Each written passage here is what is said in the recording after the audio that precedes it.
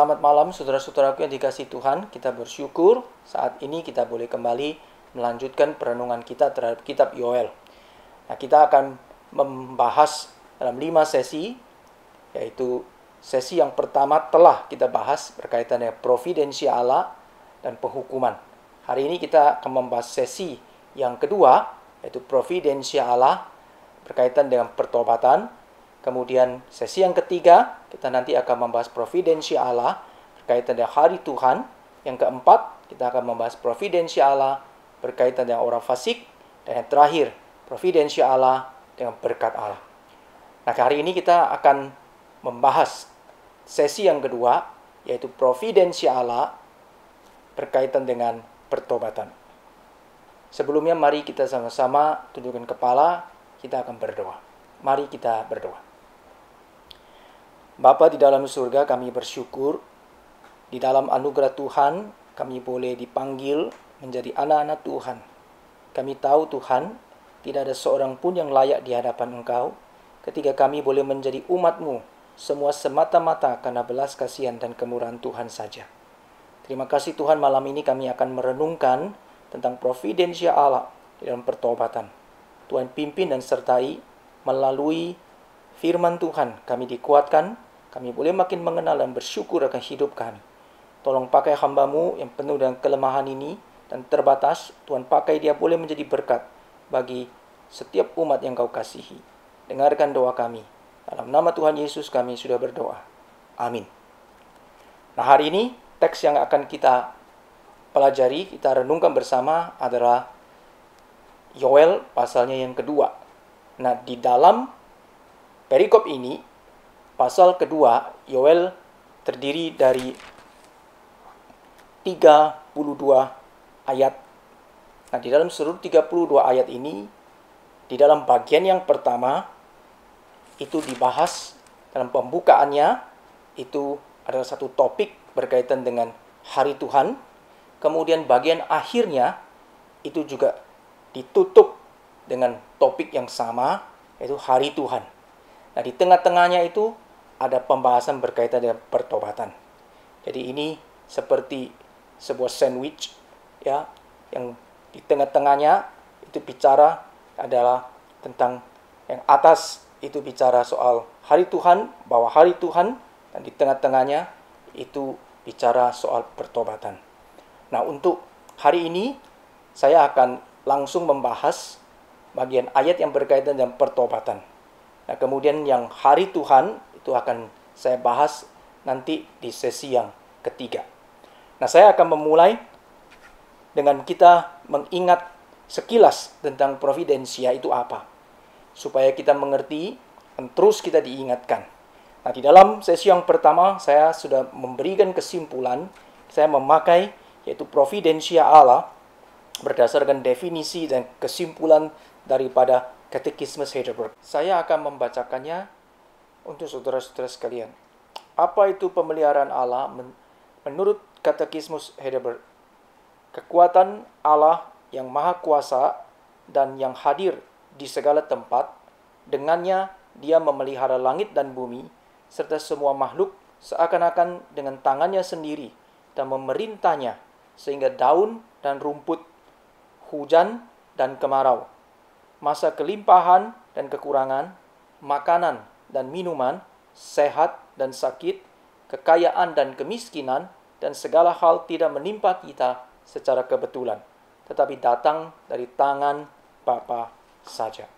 Demikian satu pengertian yang sangat baik sekali berkaitan dengan pemeliharaan Allah, yang boleh sekali lagi mengingatkan kita bahwa Allah itu berkuasa dengan mutlak, boleh mengatur segala sesuatu di dalam hidup kita, sehingga apapun yang menimpa kita itu tidak ada namanya kebetulan, tetapi semuanya ada dalam pengaturan Tuhan yang dahsyat dan yang indah, yang paling baik dan tepat pada waktu Tuhan. Nah, saudara-saudaraku yang dikasihi Tuhan, dengan pengertian yang demikian atas pemeliharaan Allah yang maha ajaib ini, kita akan bersama-sama merenungkan tentang pertobatan. Saudara-saudaraku yang dikasihi Tuhan, janji yang paling indah yang ada di dalam penghukuman, itu bisa kita ketemui justru ketika Allah itu boleh menyediakan itu pengharapan yang indah. Nah, melalui apa wujudnya? Wujudnya melalui pertobatan. Nah, kita akan sama-sama membahas tentang pertobatan. Topik ini melalui konteks yang akan kita baca bersama-sama. Nah, teks yang akan kita ambil, kita akan memulainya adalah Yoel pasalnya yang kedua. Kita akan memulai ayat yang ke-12. Kita akan menyelesaikannya sampai dengan ayatnya yang ke-27. Nah, saudara-saudara, hal penting yang berkenaan dengan pertobatan itu dinyatakan di dalam Yoel pasalnya mulai ayat yang ke-12. Demikian bunyi firman Tuhan. Tetapi sekarang juga demikianlah firman Tuhan. Berbaliklah kepadaku dengan segenap hatimu, dengan berpuasa, dengan menangis, dan dengan mengadu. Koyakkanlah hatimu dan jangan pakaianmu. Berbaliklah kepada Tuhan Allahmu, sebab Ia pengasih dan penyayang, panjang sabar dan berlimpah kasih setia, dan Ia menyesal karena hukumannya. Nah, saudara-saudara yang dikasihi Tuhan, ini merupakan satu pernyataan yang penting yang dinyatakan oleh kitab suci kepada kita berkaitan dengan pertobatan. Saudara, pertobatan ini yang menyerukan siapa? Pertobatan ini seringkali kita berpikir pertobatan ini dimulai dan diserukan oleh manusia. Tapi saudara-saudara, Alkitab menyatakan kepada kita bahwa pertobatan ini yang menyerukannya itu adalah Tuhan. Ini mempunyai makna yang penting, yaitu bahwa pertobatan itu tidak datang dari manusia. Tapi pertobatan itu adalah inisiatif daripada Allah. Di dalam sejarah ketika Allah sudah berinisiatif, maka manusia itu boleh menggenapinya. Ini semua bermula daripada karya Allah yang ajaib. Ciri pertobatan sejati itu dinyatakan di dalam ayatnya yang pertama. Tuhan sudah menyatakan dengan tegas, tapi sekarang demikian firman Tuhan, berbaliklah kepadaku dengan segenap hatimu, dan dengan berpuasa, dengan menangis, dan dengan mengadu. Kemudian ayat yang ke-13, koyakkanlah hatimu dan jangan pakaianmu. Saudara, mengapa koyakkan hati? Saudara, mengapa kita harus mengoyakkan hati? Bagaimana yang dimaksud? Apakah manusia perlu mengoyakkan hati? Saudara, Tuhan Yesus pernah mengajarkan kepada murid-muridnya, kepada banyak orang pada saat itu. Tuhan Yesus mengajarkan bahwa yang menajiskan orang bukan apa yang masuk ke dalam mulut, tetapi justru apa yang keluar daripada mulut, itulah yang menajiskan orang.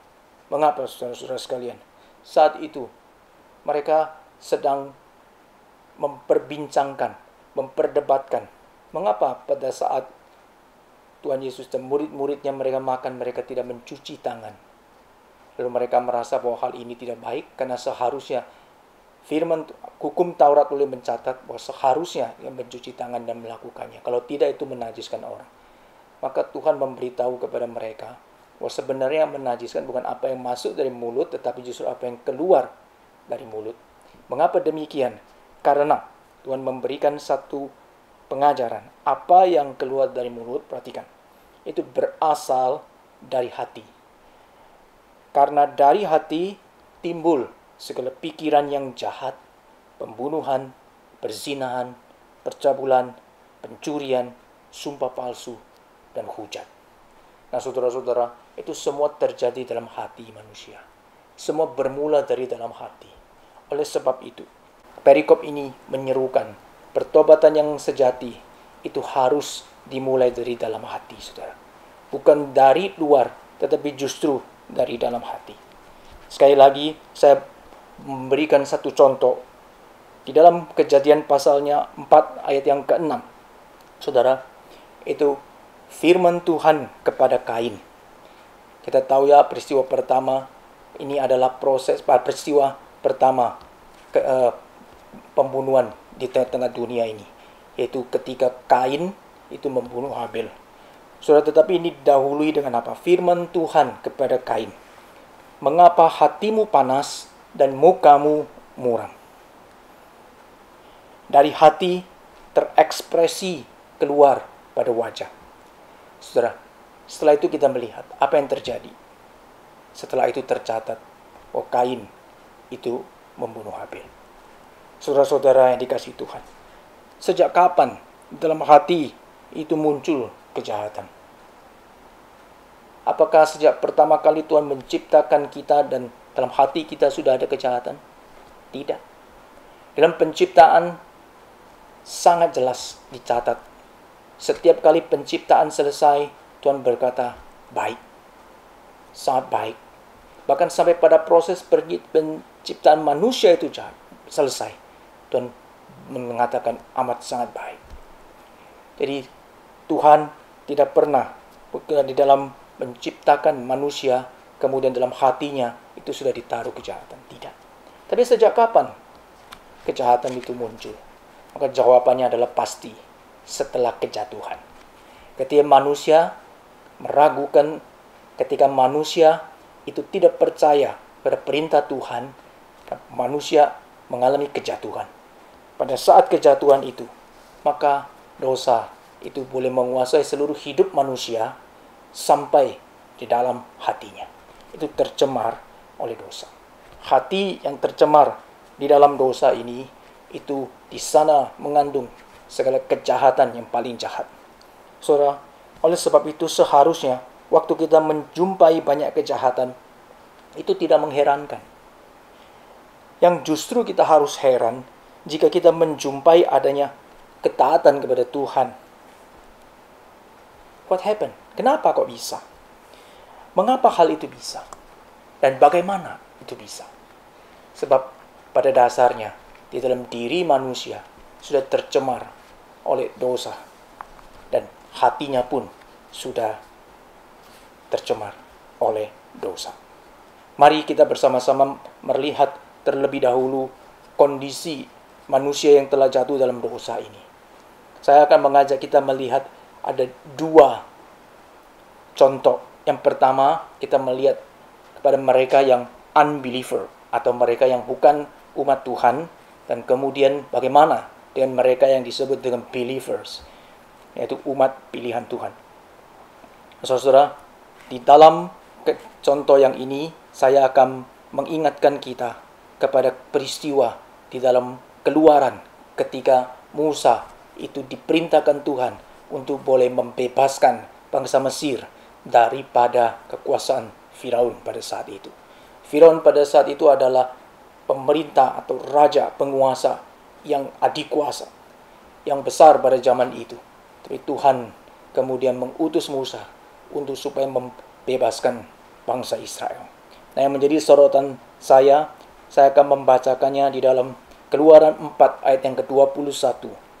Firman Tuhan kepada Musa, pada waktu engkau hendak kembali ke Mesir, ingatlah, supaya segala mujizat yang telah kuserahkan ke dalam tanganmu, kau perbuat di depan Firaun.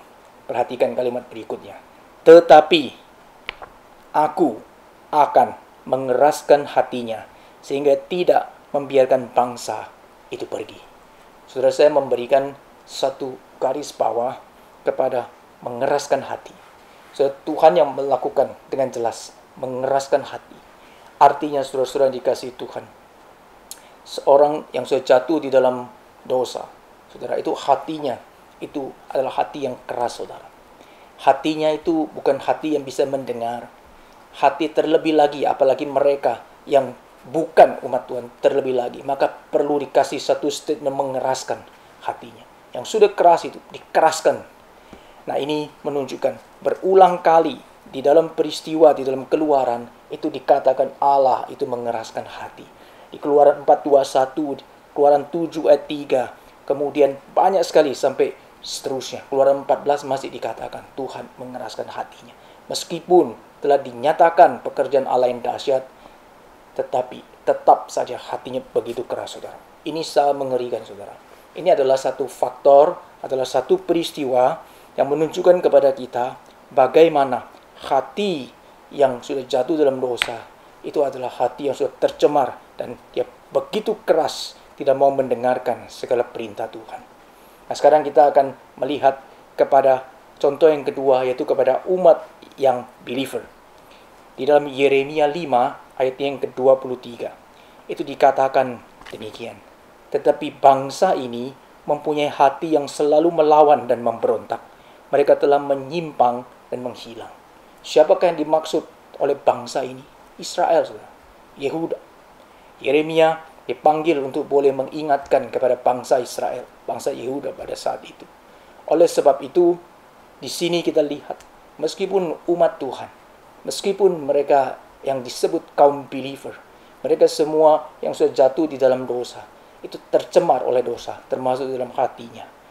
Nah, jikalau tidak ada pertolongan daripada Tuhan sendiri, maka mereka semua dikatakan mempunyai hati yang melawan dan hati yang hanya bisa memberontak kepada Tuhan. Nah, ini menjadi satu contoh yang jelas bagi kita semuanya. Kondisi manusia yang telah jatuh di dalam dosa, itu hatinya itu begitu keras, hatinya melawan dan memberontak kepada Tuhan adanya. Saudara-saudaraku yang dikasihi Tuhan, apakah manusia dapat mengubah kecenderungan hatinya yang selalu berbuat jahat ini? Apakah manusia itu sanggup itu mengubah kecenderungan hatinya yang sudah tercemar oleh dosa ini, saudara? Saudara, saya memberi jawaban yang positif, saudara. Dapat. Tapi, nah ini perlu diperhatikan. Tapi harus didahului dengan karya Tuhan. Nah, saudara, dapatnya ini ada tapinya. Ya, tanpa tapi ini tidak mungkin bisa dapat.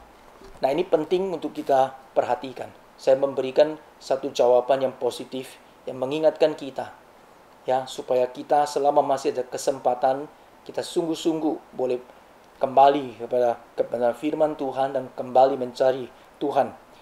Kita harus didahului oleh karya Tuhan. Nah, di dalam perjanjian baru, kita kenal ini dengan istilah lahir baru, saudara. Tuhan Yesus pernah berkata bahwa setiap orang yang harus masuk ke dalam kerajaan Allah, dia harus lahir baru. Saudara, Nikodemus pernah salah mengerti, lahir baru, dia bingung. Bagaimana seorang yang sudah dewasa, kemudian masuk lagi ke dalam rahim ibunya. Tapi yang dimaksud oleh Tuhan bukan secara fisik, tetapi rohaninya. Harus dilahir barukan. Nah, di dalam teologi, beberapa istilah ini berkenaan dengan lahir baru ini. Ada misalnya regenerasi, kemudian effectual calling, kemudian irresistible grace.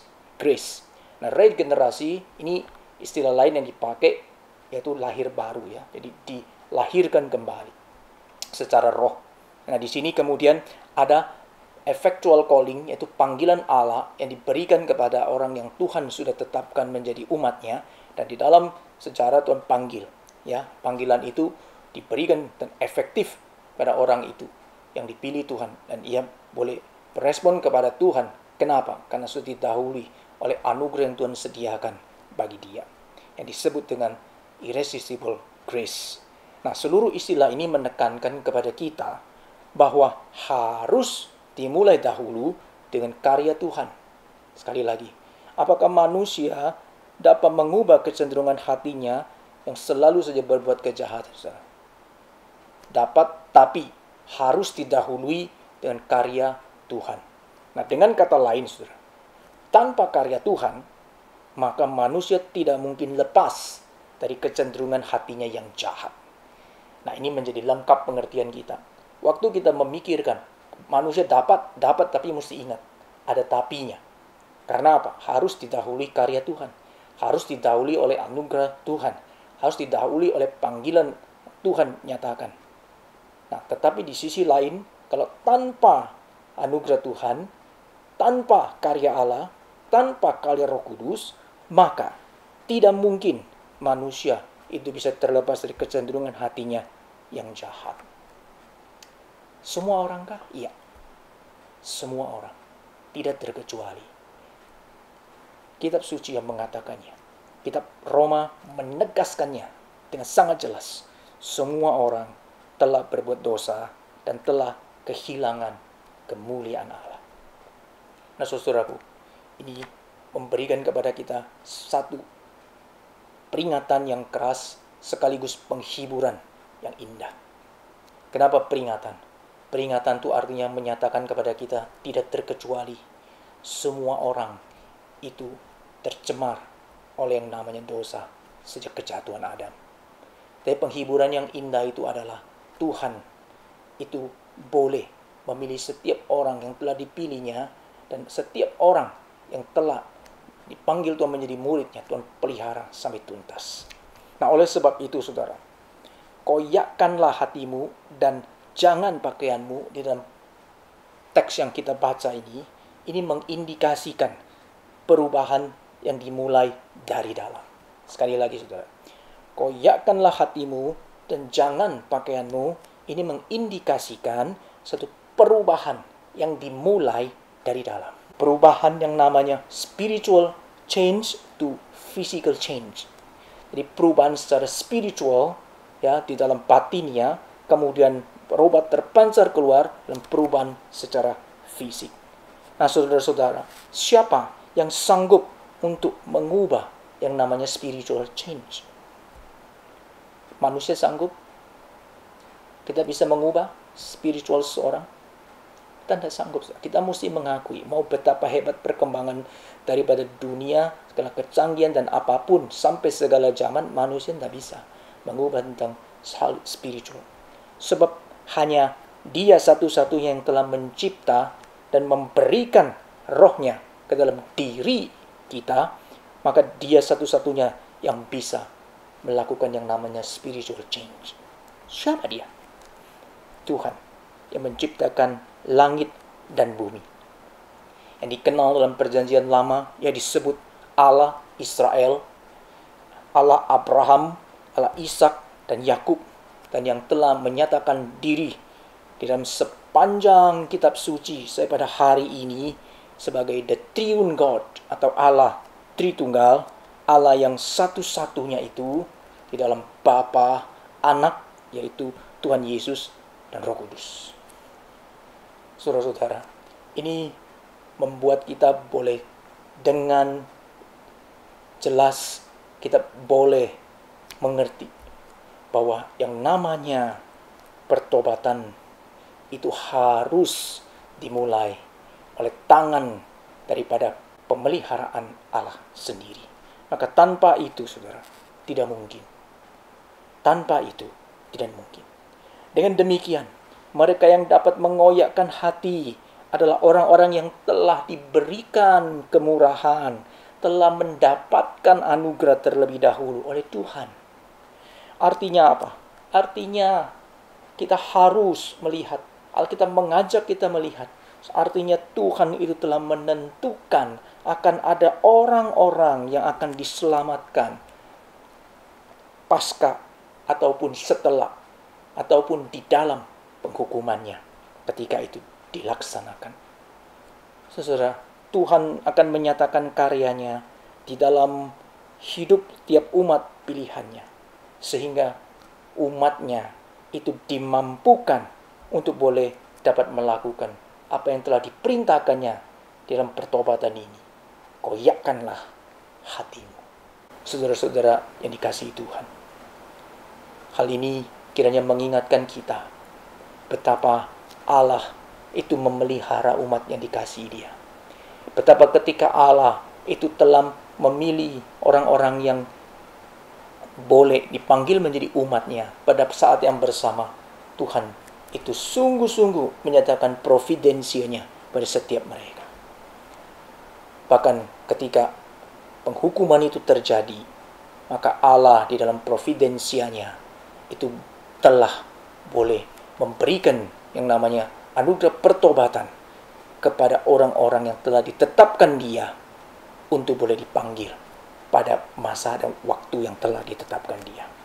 Saudara-saudara yang dikasihi Tuhan, jikalau kita juga melihat kembali pada teks koyakkanlah hatimu dan jangan pakaianmu, kita juga boleh melihat ada satu juga hal lain yang menjadi sorotan yang disandingkan, yaitu jangan pakaianmu. Ini berarti juga mengindikasikan ada orang-orang yang akan tampak mengalami perubahan dari luar saja, tetapi sebenarnya dari dalam tidak ada perubahan yang terjadi.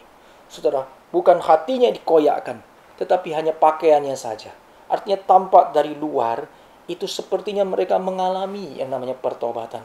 Tetapi sesungguh-sungguhnya, di dalam hatinya, mereka tidak mengalami pertobatan. Nah, saudara, ini menjadi satu peringatan.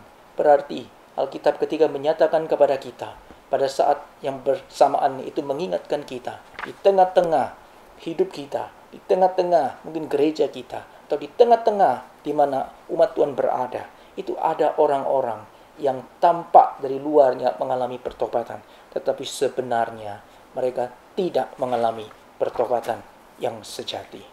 Nah, saudara-saudara yang dikasihi Tuhan, apakah tanda-tanda yang diberikan Tuhan bagi mereka yang dipulihkan atau bagi mereka yang mengalami pertolongan dan keselamatan daripada Tuhan? Nah, di sini kita akan melihat, saudara, bahwa koyakkan hatimu itu secara wujudnya itu model hati yang seperti apa, saudara? Nah, hati ini bicara sesuatu yang tidak kelihatan, saudara. Kita tidak bisa memberikan gambaran hati itu ada di mana, saudara. Hati itu ada sebuah perasaan, ada sesuatu afeksi, ada sesuatu emosi yang ada dalam hati kita. Kita bisa sedih, kita bisa tertawa, kita bisa mengalami satu hal-hal tertentu, ya, perasaan bisa diungkapkan. Tapi kita mau menemukan hati itu di mana, kita tidak bisa cari. Coba cari hatimu di mana, tidak bisa ketemu. Nah, saudara, ini menunjukkan sesuatu yang di dalam yang Tuhan tanamkan, ya, dalam diri setiap kita semuanya. Nah, kita akan coba mengerti, kita akan bersama-sama coba melihat yang bagaimana kita boleh melihat satu wujud koyakkanlah hatimu itu seperti apa. Jikalau kita sudah melihat dari sisi bagaimana hati yang keras, bagaimana hati yang melawan, hati yang memberontak, hati yang sudah tercemar oleh dosa. Nah, sekarang ketika hati itu telah diberikan satu perubahan yang ajaib oleh karya Roh Kudus, maka hati itu menjadi hati yang seperti apa? Maka kita boleh melihat bersama-sama karya daripada Roh Kudus itu. Kita membaca, Alkitab memberitahu kepada kita bahwa perubahan itu boleh terjadi. Itu karena karya Tuhan. Itu saya bacakan dari Yehezkiel 11 ayat yang ke-19. Aku akan memberikan mereka hati yang lain dan roh yang baru di dalam batin mereka. Juga aku akan menjauhkan dari tubuh mereka hati yang keras dan memberikan mereka hati yang taat. So, lengkap, saudara. Yehezkiel memberikan kepada kita satu kebenaran firman Tuhan yang menyatakan karya Allah yang mendahului seluruh pertobatan, yang akan mengubah hati yang keras itu, dan kemudian juga akan mengubah hati yang memberontak itu, dan Tuhan memberikan hati yang taat. Tetapi itu dimulai dengan satu operasi yang dahsyat yang Tuhan lakukan, dan hanya Tuhan yang bisa lakukan, yaitu apa? Tuhan akan memberikan mereka hati yang lain dan roh yang baru. This is the providence di dalam pertobatan. Ini adalah providensia Allah di dalam pertobatan, saudara. Tuhan yang memberikan hati yang baru itu dan roh yang baru itu. Saudara, setelah kita mendapatkan hati yang baru itu, maka kita bisa merasakan, saudara, kita boleh mempunyai satu sikap, yaitu mengoyakkan hati. Kenapa kita mengoyakkan hati kita, saudara? Nah, waktu kita mengoyakkan hati itu, kita bisa melihatnya, saudara. Mazmur itu boleh memberikan satu gambaran yang indah, saudara, bagi kita semua. Saya membacakan bagi saudara Mazmur 51 ayat yang ke-17. Dia berkata demikian, saudara-saudara yang dikasihi Tuhan. Korban sembelihan kepada Allah, sekali lagi, saudara, korban sembelihan kepada Allah adalah jiwa yang hancur, hati yang patah dan remuk, tidak kau pandang hina, ya Allah. Saudara, inilah hati yang dikoyakkan. Ketika seseorang yang telah mengalami karya Allah, dan ia sadar dirinya siapa di hadapan Tuhan. Dan ketika anugerah itu telah diberikan, dia mengoyakkan hatinya, maka hatinya itu dikatakan itu seperti korban sembelihan kepada Allah, yang boleh memperkenankan Tuhan, seperti jiwa yang hancur. Dan diberikan penjelasan yang berikutnya, hati yang patah dan remuk. Saudara-saudara, yang dikasihi Tuhan, izinkanlah saya boleh bertanya kepada kita semuanya. Bagaimana keadaan hidup kita? Mari kita mengkoreksi diri kita sendiri. Apakah kita memiliki hati yang lembut terhadap firman Tuhan? Ketika firman Tuhan diberitakan, apakah kita sungguh merasa dihibur? Apakah kita dikuatkan? Apakah kita diberkati? Atau bahkan juga ketika kita ditegur dengan keras, kita boleh mempunyai hati yang lembut, hati yang hancur, yang boleh tetap berserah kepada Tuhan. Apakah kita memiliki hati yang patah dan remuk ketika kita menemukan diri kita dalam melanggar firman-Nya dan tidak taat dan tidak percaya kepada Dia? Saudara-saudaraku, biar dua pertanyaan ini membawa kita boleh sungguh-sungguh boleh memikirkannya dengan serius di hadapan Tuhan.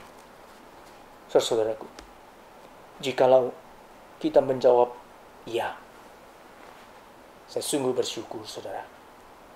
Biarlah anugerahnya itu, kita melihat anugerahnya itu boleh membuat kita dan menjaga kita untuk boleh terus hidup di dalam pemeliharaannya sebagai anak-anak Tuhan. Namun, jikalau tidak, saya berdoa buat saudara sekalian, kiranya Injil Tuhan kembali menggugah hati kita. Kiranya Roh Kudus boleh bekerja dan anugerah Allah itu boleh dinyatakan, belas kasihan itu boleh dinyatakan karyanya di dalam batin saudara-saudara sekalian.